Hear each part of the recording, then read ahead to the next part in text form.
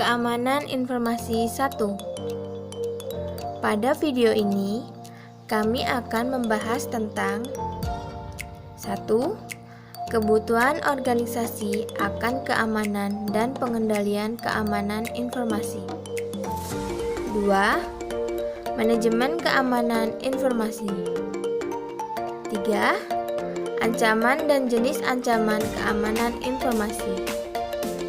4. Resiko. 5. Isu e-commerce. 6. Manajemen resiko. Dan yang terakhir, kebijakan keamanan informasi. Mari kita bahas satu persatu.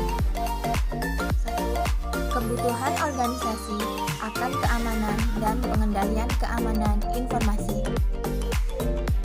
yaitu untuk menjaga seluruh sumber daya organisasi, baik yang bersifat virtual maupun fisik, agar aman dari ancaman, baik ancaman luar maupun ancaman dalam, dan penghancuran, serta menyediakan organisasi dengan kemampuan untuk melanjutkan kegiatan operasional setelah terjadi gangguan.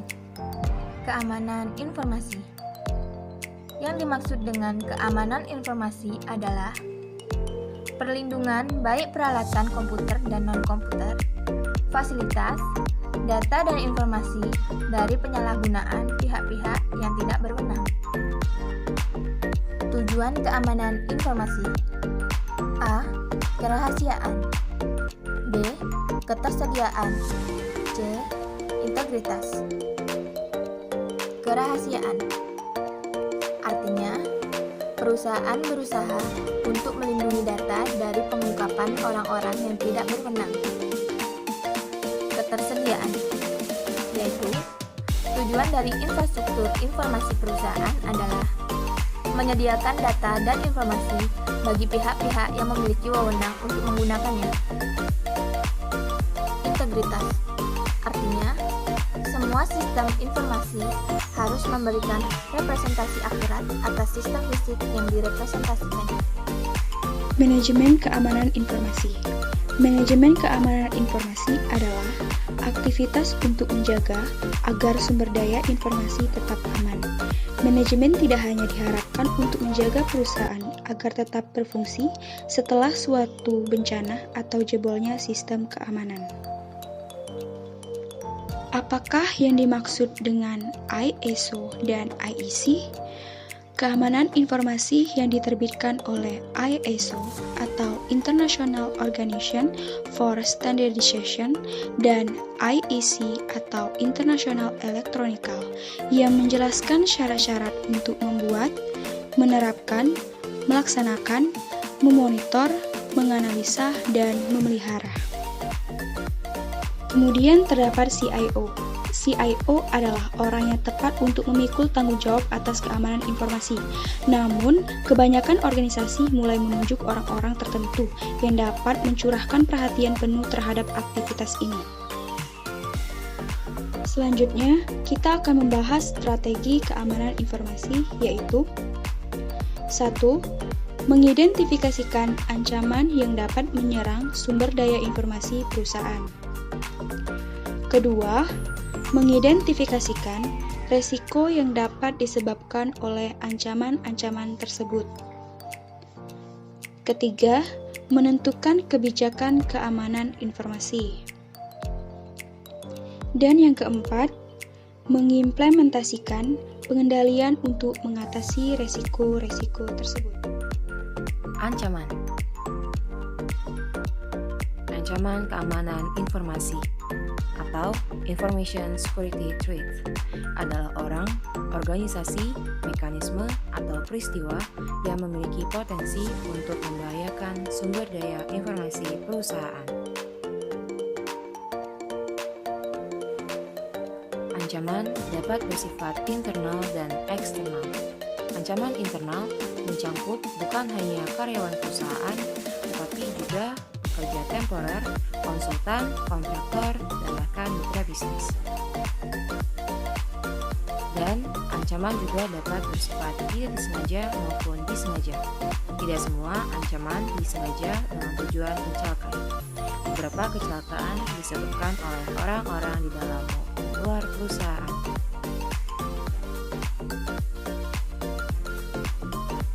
Lalu, jenis ancaman. 1. Virus. Program komputer yang dapat mereplikasi dirinya sendiri dan menempelkan salinan dirinya pada program-program dan boot sektor lainnya. 2. Worm atau cacing. Tidak dapat mereplikasi dirinya sendiri di dalam sistem, tapi dapat menyebarkan salinannya melalui email. 3. Trojan horse atau kuda Trojan. Tidak dapat mereplikasi atau mendistribusikan dirinya sendiri, si pengguna menyebarkannya sebagai perangkat. 4. Adword. Memunculkan pesan-pesan iklan yang mengganggu. Dan spyware. Mengumpulkan data dari mesin pengguna.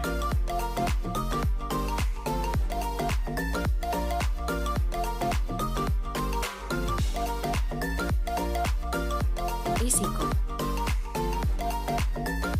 Risiko keamanan informasi atau Information Security Risk adalah potensi output yang tidak diharapkan dari pelanggaran keamanan informasi oleh ancaman keamanan informasi.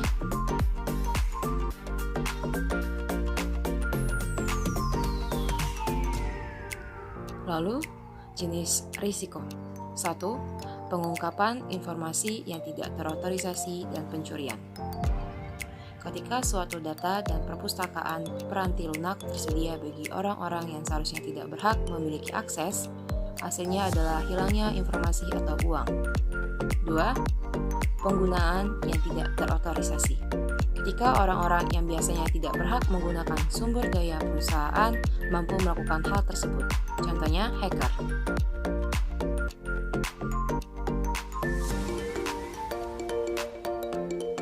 3. Penghancuran yang tidak terotorisasi dan penolakan layanan. Seseorang dapat merusak dan menghancurkan peranti lunak atau peranti keras sehingga menyebabkan operasional komputer perusahaan tersebut tidak berfungsi. Dan keempat, modifikasi yang tidak terotorisasi. Perubahan dapat dilakukan pada data, informasi, dan peranti lunak perusahaan. Perubahan dapat berlangsung tanpa sadar dan menyebabkan pengguna output sistem tersebut mengambil keputusan yang salah. E-commerce telah memperkenalkan suatu permasalahan keamanan terbaru, yaitu perlindungan dari pemalsuan kartu kredit.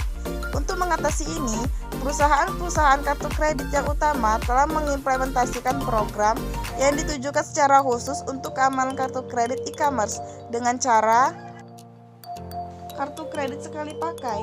Saat pemegang kartu ingin membeli sesuatu secara online, ia akan memperoleh angka yang diacak dari situs web perusahaan kartu kredit tersebut.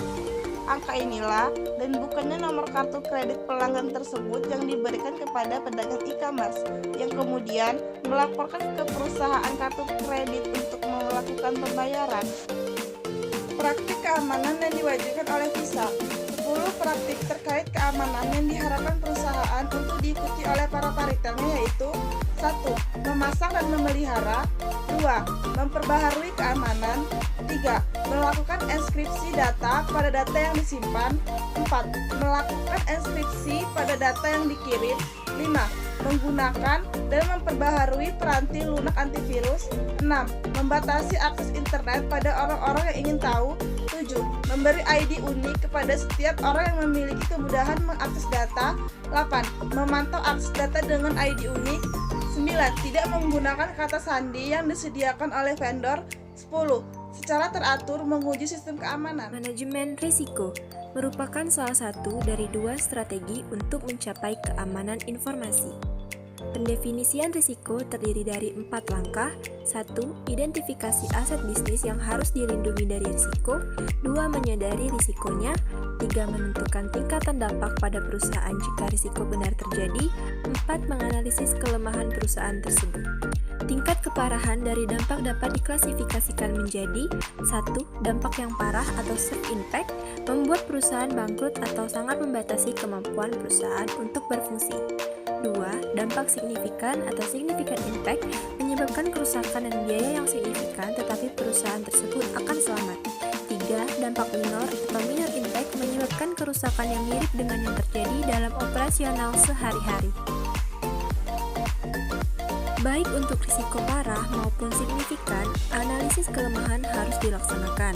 Ketika analisis tersebut mengindikasikan kelemahan tingkat tinggi atau terdapat kelemahan substansial di dalam sistem, maka pengendalian harus diimplementasikan untuk mengeliminasi atau mengurangi kelemahan tersebut. Kebijakan keamanan informasi. Suatu kebijakan keamanan harus diterapkan untuk mengarahkan keseluruhan program.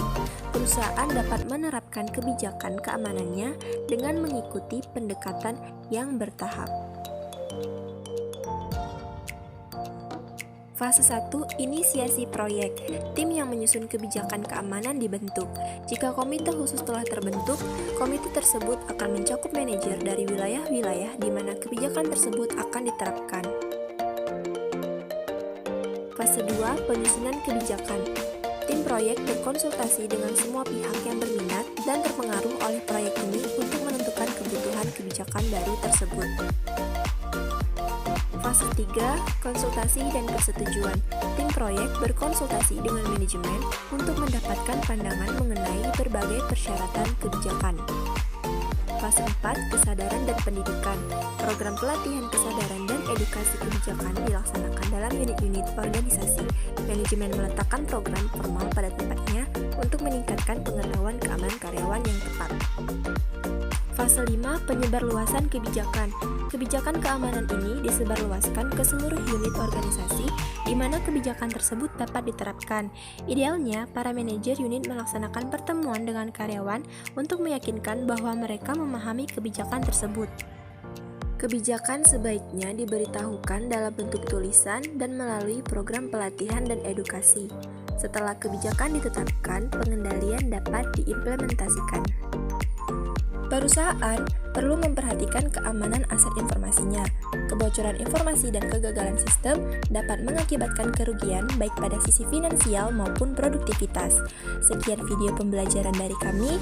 Semoga video ini bermanfaat bagi kita semua. Terima kasih.